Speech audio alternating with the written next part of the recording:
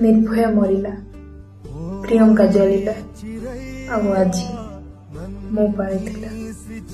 ପାଠ ପଢ଼ିଲି, ଉଚ୍ଚ ଶିକ୍ଷିତ ମୁଁ ହେଲି, ମାନବ କଲ୍ୟାଣୀ ଡାକ୍ତର ସାଜିଲି। ରୋଗୀ ସେବା ପାଇଁ ନିଜକୁ ଉତ୍ସର୍ଗ କରିଲି, ଭଲ ଡାକ୍ତରଟେ ହେବି ଶପଥ ମୁଁ ନେଲି।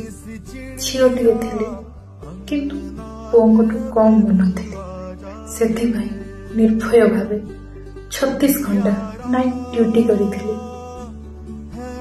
କିନ୍ତୁ ଏ ରାତି ମୋର ଶେଷ ରାତି ଥିଲା। ଏ ରାତ୍ରି ମୋର କାଳ ସେ ସାଜିଲା।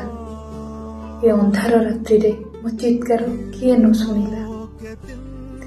ରକ୍ଷକ ଯେ ଆଜି ଭକ୍ଷକ ସାଜିଲା, ମଣିଷତ୍ୱ ଆଜି କୋଉଠି ହଜିଲା।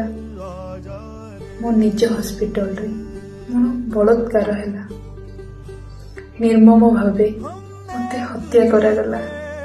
ରୋଗୀ ସେବା ମୋର କାଳ ଯେ ସାଜିଲେ, ମାନବ କଲ୍ୟାଣୀ ଜୀବନ ମୋ ଗଲା। ନିର୍ଭୟା ମରିଲା, ପ୍ରିୟଙ୍କା ଜଳିଲା, ଆଉ ଆଜି ମୋ ପାଳି ଥିଲା।